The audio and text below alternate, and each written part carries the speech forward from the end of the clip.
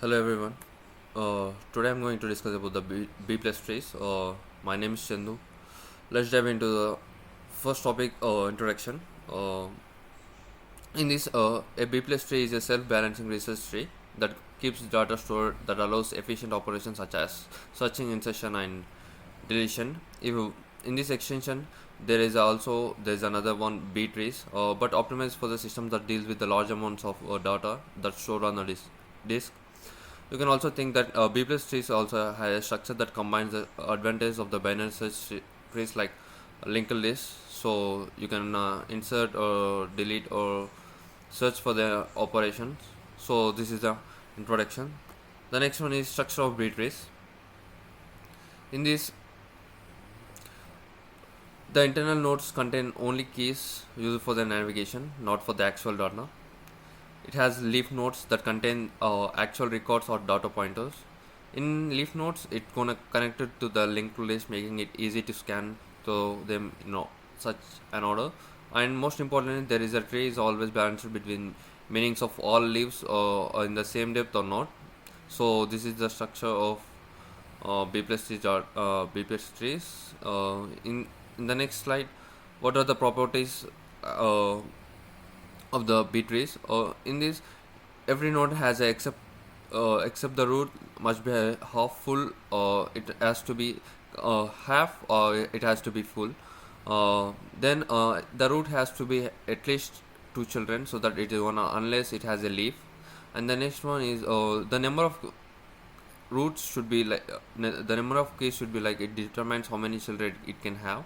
Searching for a B plus tree can takes O log n, because if you do with the one, it's not gonna it's gonna be infinite. So if you do with the 0, it's gonna be it has to be as some value. So since the height of the tree is kept small, so if the leaf nodes are connected, B plus trees are excellent for the range queries like finding the values between 10 to 50. So these are the properties. The next one is example of in this you're gonna I'm going to show how to do the insertions like step by step, like 10, 20, 30, how we're gonna split and the leaf connections about this. At first you have to insert all the numbers into a single leaf. Then when the leaf overflows, it's split into two leaves. Then the middle key is promoted to the parent node. As we insert more values, then the process continues and keep the tree balanced. Notice if the actual data remains in the leaf level. When the internal nodes only guides us where to look, then we're gonna put the value over there, and we can move across them, and we can form a sequential axis for the B plus stage. This is how you're gonna do that. And the next one is operations. In this, first we have to the search. You have to start with the root and then through the internal nodes, and finally you have to reach the leaf node.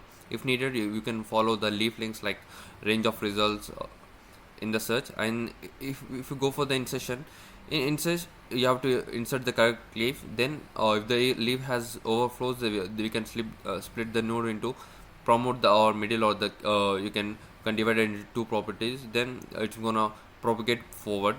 In the deletion, you have to remove the leaf. First you have to go for the underflows. Then you can borrow a neighbor or merge with the parent, so that it's gonna update accordingly. So all these operations have tree small or insurance of fast performance for the next operations. Let's go into the applications. In B plus trees, I have heavily used in the real world. Some major applications are like databases. Almost all the databases indexing structures like MySQL or Oracle, so that B plus trees can be formed. In the file systems, you have to do for the systems like NFTs. If you use B plus trees, you have to manage the directories and files. And indexing the large data, when you optimize some major disk like a small one, then you can combine with a small one to small pieces to looking for the big one.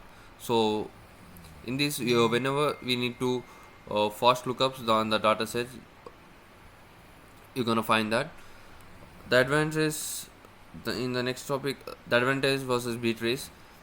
If you compare with the B trees and B plus trees, you have to follow get some advantages for the B plus trees. In the B plus trees, you get some faster sequential access because the data is already stored in the leaf, and you can just point the LinkedIn.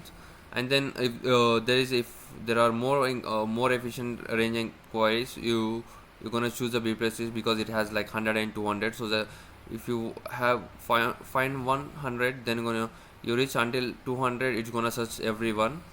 And the next one is, it's better to use the disk lock, so that it's gonna have internal nodes for it to store the keys, not the records. That's why B plus trees are more chosen than B trees in the real world systems. At the last summary, B plus tree is a balanced and multi-level index structures. The internal node stores keys while leaf nodes store all the data. All names are connected and making range queries are very efficient. B plus tree guarantees logarithm time complexity for the research and insertion and deletion. And the most important is they are used in the databases and file systems where the performance is critical. Thank you for watching my video. See you in the next one. Thank you.